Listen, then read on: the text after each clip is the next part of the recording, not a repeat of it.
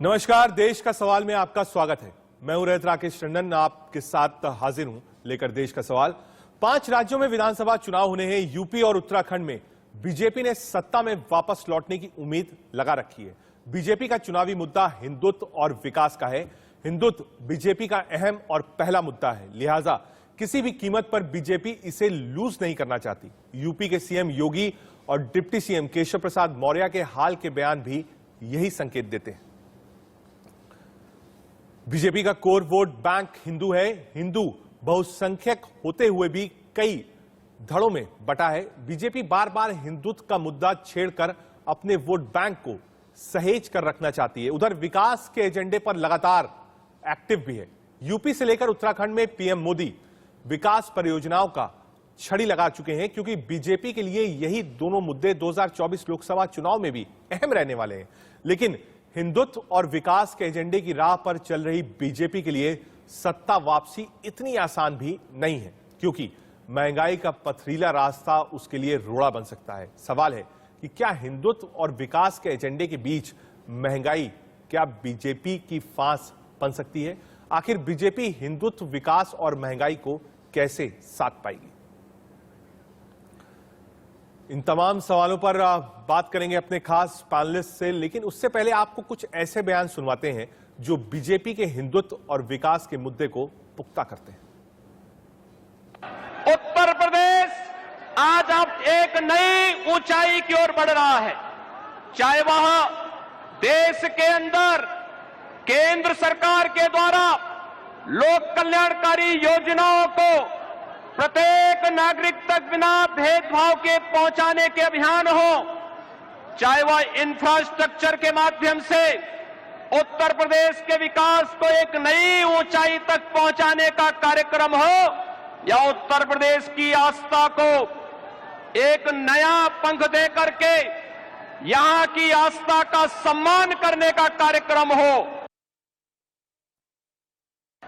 यहां के किसानों ने कभी किसी कालखंड में यहां की गन्ना की मिठास को आगे बढ़ाने का प्रयास किया था, लेकिन भाइयों बहनों, गन्ने की मिठास को कुछ लोगों ने कड़वाहट में बदल करके यहां पर दंगों की एक जो श्रृंखला खड़ी की थी, आज ये देश के अंदर एक नया द्वंद्व बना है कि देश गन्ने की मिठास को एक नई उड़ान देगा या जिन्ना के अनुयायियों से फिर दंगा करवाने की शरारत करवाएगा।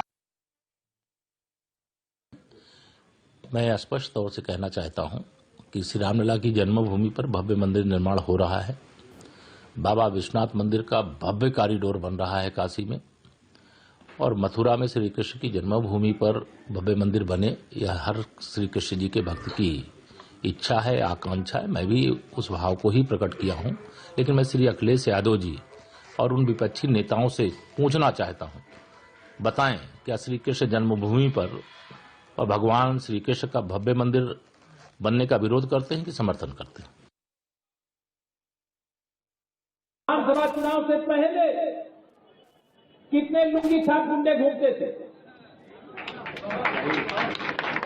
जालीदार गोली टोपी लगाए हुए, राइफल, रिवाल्वर, बंदूक लिए हुए व्यापारियों को डराने और धमकाने का काम कौन करता था? आपकी जमीनों पर कब्जा करना और कब्जा करने को शिकायत करने भी बन जाना, ऐसी धमकी कौन देता था? यह सारा कुछ याद रखना, मेरा इतना ही कहना है। जहां मुख्यमंत्री योगी, डिप्टी सीएम केशव प्रसाद मौर्य समेत बीजेपी के दूसरे नेता हिंदुत्व पर जोर दे रहे हैं, तो वहीं विकास की कमान खुद प्रधानमंत्री मोदी ने संभाल रखी है।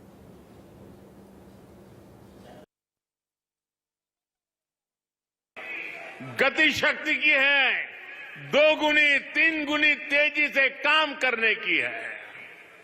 सालों साल अटकी रहने वाली परियोजनाओं, बिना तैयारी के फीता काट देने वाले तौर तरीकों को पीछे छोड़कर आज भारत नवनिर्माण में जुटा है।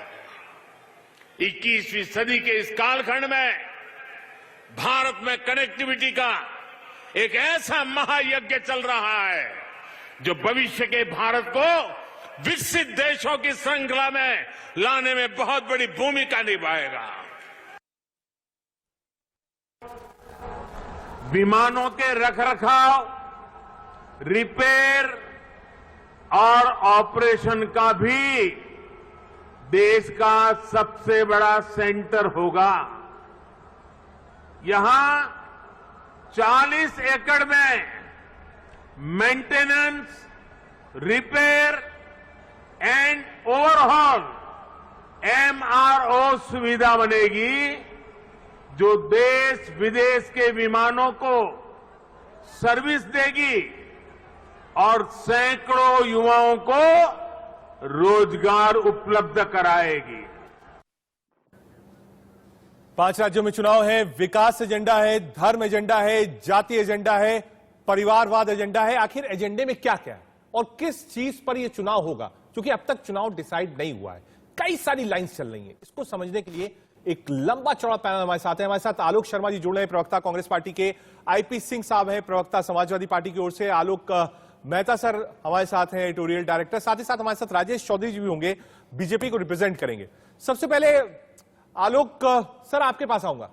आलोक सर, हम दो चीजें देख रहे हैं। एक तरफ योगी आदित्यनाथ जी को भी सुन रहे हैं, बीजेपी के नेताओं को सुन रहे हैं, केशव प्रसाद मौर्य को सुन रहे हैं, प्रधानमंत्री को सुन रहे हैं। प्रधानमंत्री विकास की बात कर रहे हैं, जो और नेता हैं वो धर्म की बात कर रहे हैं, मथुरा की बात कर रहे हैं, टोपी की बात कर रहे हैं, लुंगी की बात कर रहे हैं। उसके अलावा अखिलेश यादव जी को भी हम सुन रहे हैं। अखिलेश यादव बार बार एक तरफ विपक्ष को खत्म कर रहे हैं, साफ कह रहे हैं कांग्रेस बिल्कुल न्यूनतम 0 पर चली जाएगी। जातिगत समीकरण भी देख रहे हैं। तो ये खास तौर से उत्तर प्रदेश और उत्तराखंड में जो चुनाव होगा वो किन लाइंस पर होगा? आलोक सर।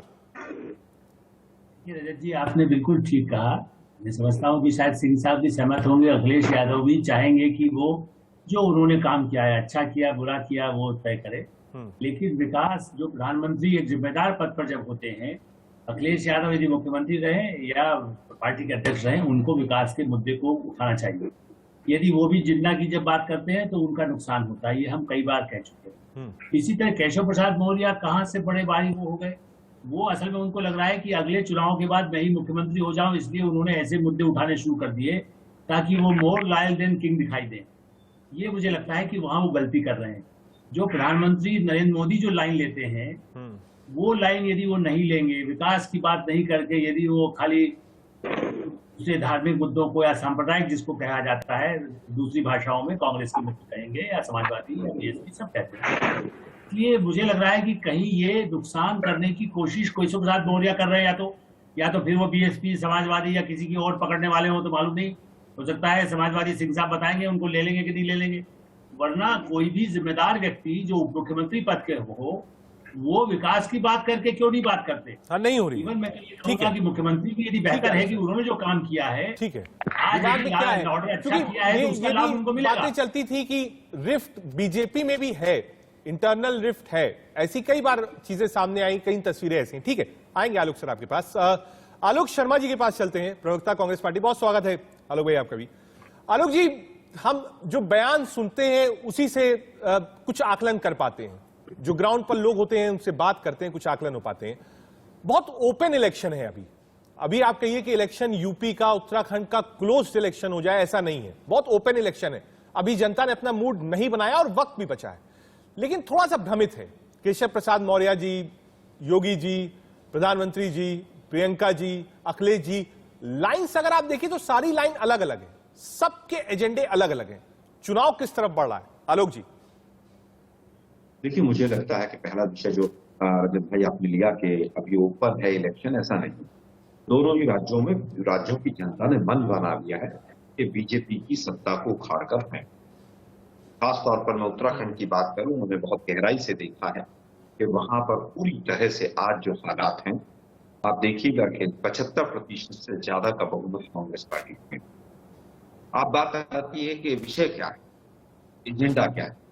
आज अगर भारतीय जनता पार्टी ने विकास किया होता तो शमशान, कब्रिस्तान, राम मंदिर, तमाम जो विषय जो केवल भावनात्मक विषय हैं, उनको उठाने की आवश्यकता नहीं पड़ती। बीजेपी ढूंढ रही है कि जनता को कैसे बरगलाया जाए। ठीक है। अभी कृष्ण भगवान के कृष्ण जन्मभूमि की बात आई है, अभी 84 कोस की यात्रा भी आएगी, तमाम चीजें आएंगी। और मोदी जी एक झूठ की लड़ी जो है आज देहरादून में लगा रहे हैं। उन्होंने 15,000 करोड़ के तमाम शिलान्यास कर डाले। पूछना चाहता हूँ 15-20 दिन के बाद तो वहां पर आचार संहिता लग जाएगी। बजट ना उत्तराखंड के बजट में से पैसा आया है, ना केंद्र सरकार के बजट में से। तो ये जो 80,000 करोड़ आप जम्मू कश्मीर देकर आए थे और 1.25 लाख करोड़ बिहार देकर आए थे, वैसा ही काम आप उत्तराखंड में करना। देवभूमि है, कम से कम देवभूमि को तो पैसा किया। कह रहे सब पिछली सरकार में बड़े घोटाले हुए थे, 5 साल से पकौड़े कर रहे थे। आपने 3 मुख्यमंत्री बनते हो, सारे पकौड़े करते हैं। आपने भाई बीज घोटाला, खुद घोटाला, और कोरोना का 1,000 करोड़ का घोटाला। तो थोड़ी शर्म भी नहीं आती, मतलब सरकार को बचाने में वो कुछ भी कह जाते हैं। बीएसएनएल वहां पर बंद होने के कगार पर है। मोदी जी का वही डायलॉग 2014 से सुन रहे हैं, पानी और जवानी जो है वो भारत के काम आएगी। अरे भाई उसका नेटवर्क क्या हुआ? क्योंकि 2 महत्वपूर्ण बिंदु आपने उठाया है। आईपी सिंह साहब मुस्कुरा रहे हैं, हालांकि सिंह साहब आपको भी जवाब देना पड़ेगा। जो बहुत सही बात कही, उन्होंने याद दिलाया। बस जो अखिलेश जी ने वो न्यूनतम सीट्स वाली बात कही, उस पर भी आऊंगा। लेकिन अभी एक मूलभूत सवाल आलोक जी ने उठाया है। हमारे साथ राजेश चौधरी जी भी हैं, बहुत स्वागत है राजेश जी आपका भी। राजेश जी, बहुत धन्यवाद। ये कहा जाए कि महंगाई इशू है, आलोक जी ने कहा कि साफ फंड्स नहीं है। आप बता देते हैं मंच से कि हम इतने 1,000 करोड़ रुपए देंगे, लेकिन फंड्स होते नहीं है। आप सिर्फ घोषणा कर रहे हैं क्योंकि चुनाव है। तो राजेश जी, कहां तक इसको फिजिबल माना जाए? कहा साहब बिहार वाला पैसा अभी भी नहीं दिया, जम्मू एंड कश्मीर वाला पैसा अभी भी नहीं दिया, आज उत्तराखंड में आप 15,000 करोड़ रुपए की बात कर रहे हो। क्या उतना फंड है? क्या उतना विकास है? राजेश चौधरी जी। देखिए, प्रधानमंत्री जी जो घोषणा करते हैं वो 100% पूरी होती है। इनको तो सरकार की आलोचना करना, दूसरा कोई काम इनके पास है नहीं। और अपना संगठन इनसे ठीक से चल नहीं पा रहा, नेता इनको ढूंढने से मिल नहीं रहा, तो केवल यही आरोप लगाओ कि प्रधानमंत्री झूठ बोलते। प्रधानमंत्री ने जो देश के लिए किया है पिछले 7 साल के अंदर, यदि इन्होंने 60 साल में वो किया होता तो फिर इनकी ये हालत थोड़ी ना होती जहां आज ये बैठे हुए हैं। ये बिल्कुल जनता में एकदम स्वीकारेबल है ही नहीं, कोई इनको स्वीकार करने को तैयार नहीं है। संगठन का कोई ढांचा नहीं है। 7 साल है। हम आएंगे देहरादून और उत्तर प्रदेश समझेंगे। आप चारों मेहमान हमारे साथ रहिए। एक छोटा सा कमर्शियल ब्रेक लेना, एक बहुत छोटा सा कमर्शियल ब्रेक। समझेंगे उत्तर प्रदेश और उत्तराखंड में इस वक्त चुनावी मुद्दे क्या है, पार्टियां किस चीज को देख रही हैं और वोटर्स के पास जा रही हैं। एक छोटा सा कमर्शियल ब्रेक, आप देखते रहिए इंडिया न्यूज।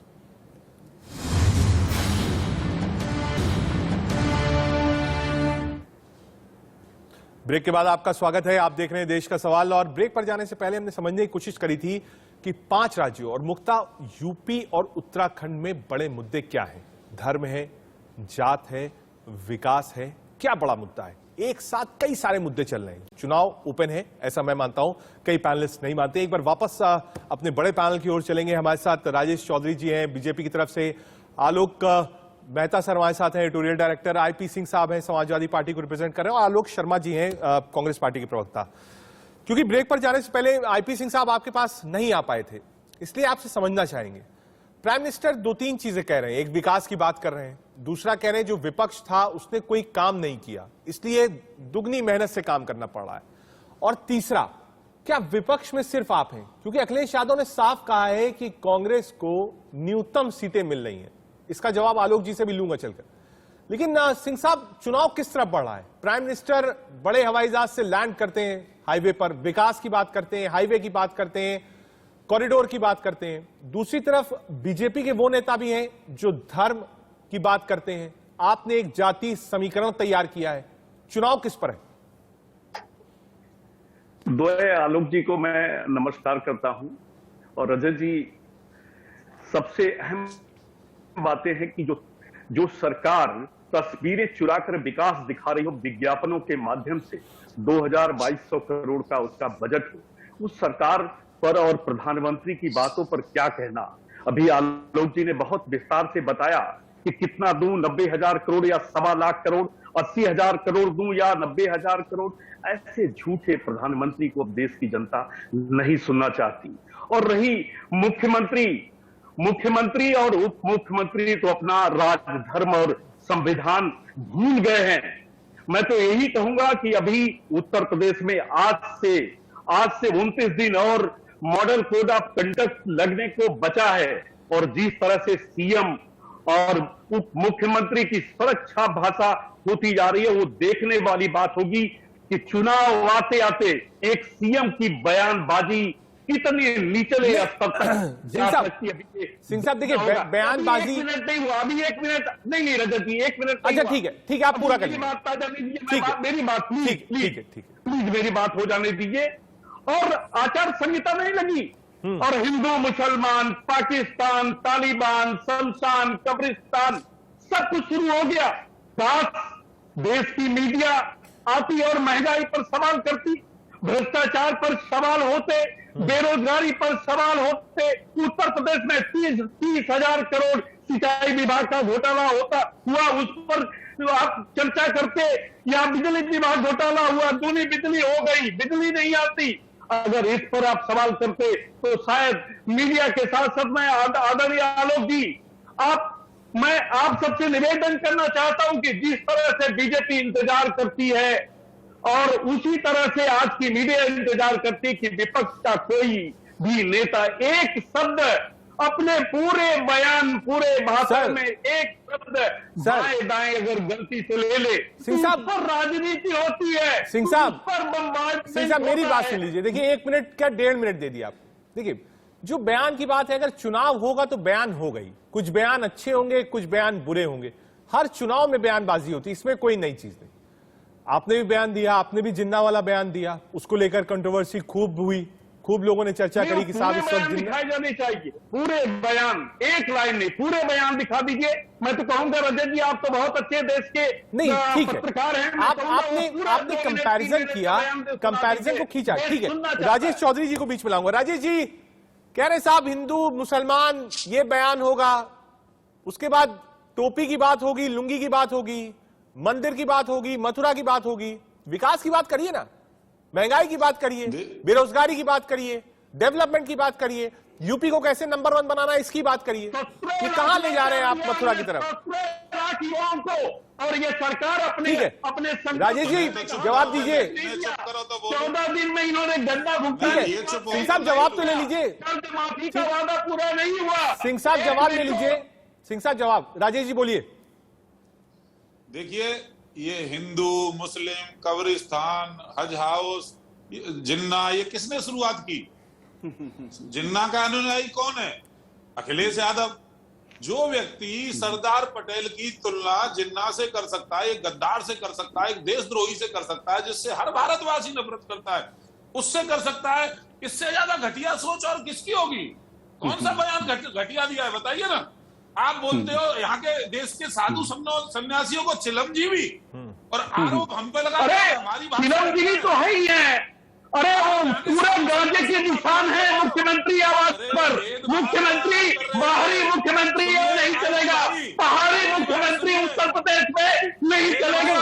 योगी आदित्यनाथ। राजेश जी बड़ा सवाल ये है, ठीक है, मैं वही कह रहा हूं ना कि आप लोग आपस में इस बात पे मत लड़िए कि किसने क्या बयान दिया, चाहे वो जिन्ना का बयान हो, चिलमजीवी का बयान हो, मथुरा वाला बयान हो, या फिर अब टोपी और लुंगी का बयान हो। बयान तो दोनों तरफ से बराबरी से आ रहे हैं ना। तो ये कहना कि साहब आपका बयान अच्छा है, मेरा बयान गंदा है, गलत होगा। किसका कुर्ता ज्यादा साफ है, इस बात की लड़ाई कैसे करेंगे आप? राजेश जी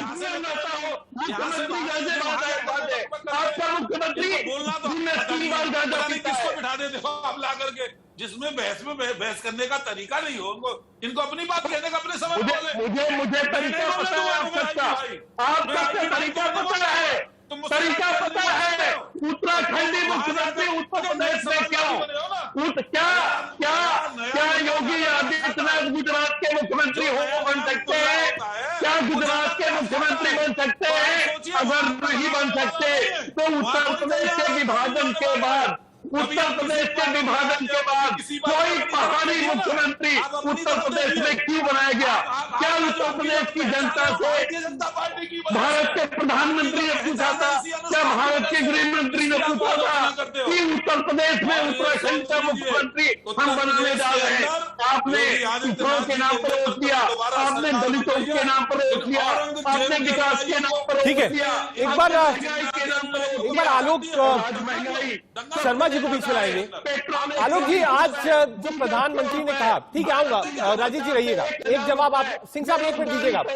आलोक जी, प्रधानमंत्री ने यह भी कहा आज कि जो 10 सालों में काम नहीं हुआ, जो एक बोझ रहा, घोटाले हुए, उसके कारण हमको डबल मेहनत करनी पड़ रही है।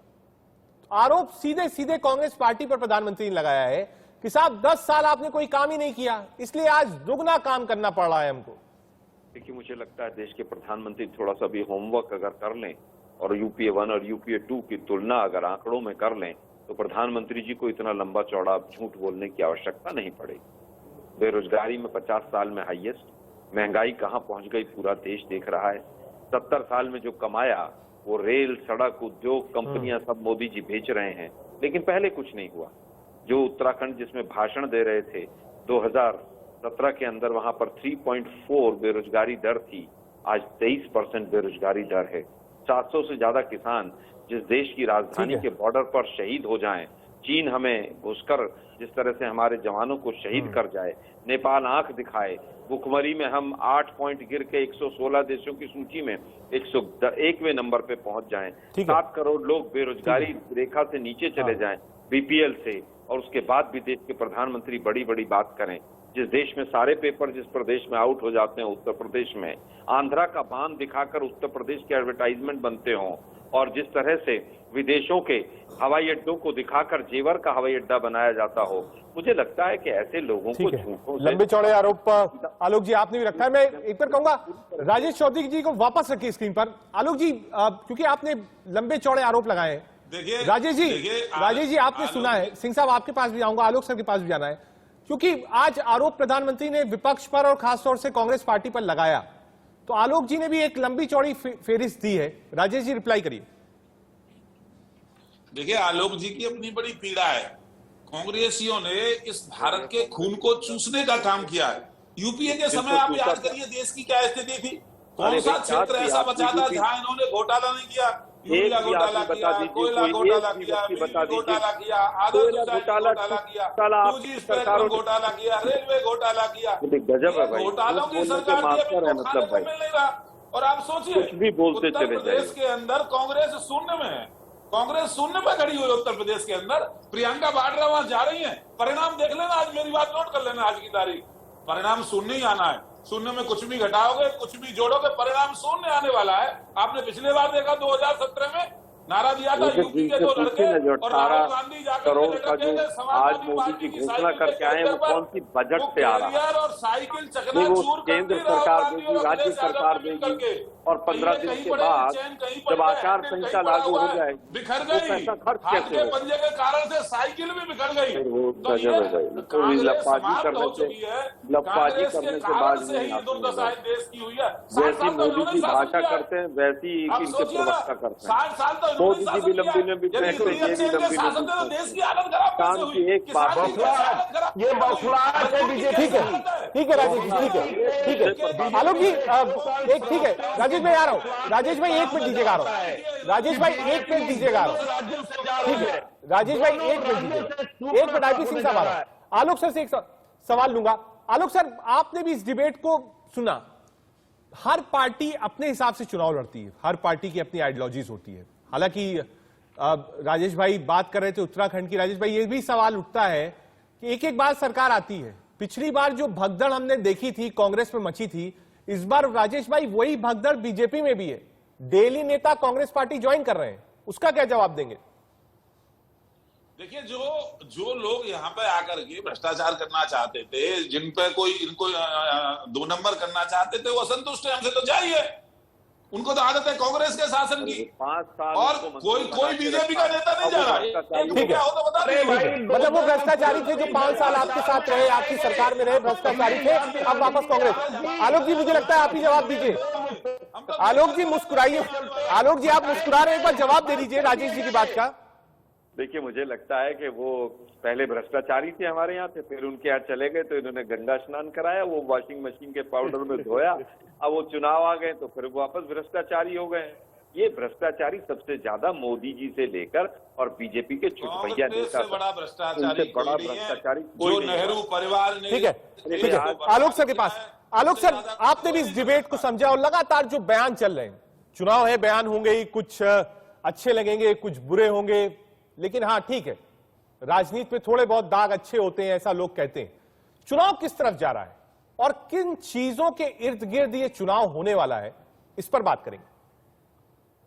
चुनाव अभी तो समय है, ऐसे जल्दबाजी होगी। मुझे ऐसा लगता है कि आज भी प्रधानमंत्री नरेंद्र मोदी ने जिस तरह से बातें कही है, और उत्तराखंड में भी चाहे 2-3 मुख्यमंत्री बदलने पड़े हैं, हाँ, और इसलिए शायद बदलना भी पड़ा होगा कि विकास के आधार पर ही उत्तराखंड में कुछ सफलता मिल सकती है। मैं एक बात निवेदन सिंह जी से जरूर कहूंगा, हमारे पास समय कम है, मेरा ये कहना है कि वो ये मुद्दा न उठाए कि योगी आदित्यनाथ जी कहाँ के हैं, कितने ही लोग उत्तर प्रदेश के मध्य प्रदेश में जाके मुख्यमंत्री नहीं आलोक जी, आप ये मत क्या भूलिए, गुजरात में उत्तर प्रदेश का कोई व्यक्ति मुख्यमंत्री बन सकता है? नहीं, क्या मध्य प्रदेश उत्तराखंड में कोई व्यक्ति जाकर मुख्यमंत्री बन सकता है? ठीक है, ये एक और दूसरा विषय आज दिया है कि क्या एक दूसरे प्रदेश के लोग जा सकते हैं, ऐसा पहले हुआ है और कई बार हुआ है। देश के सवाल में आज के लिए इतना ही। राजेश चौधरी जी, आलोक सर और साथ ही साथ आईपी सिंह साहब, बहुत धन्यवाद। ये लंबी बहस है, जब तक चुनाव चलेगा ये बहस चलती रहेगी और लगातार देश के सवाल में हम इस बहस को दिखाते रहेंगे। छोटा सा ब्रेक, आप देखते रहिए इंडिया न्यूज।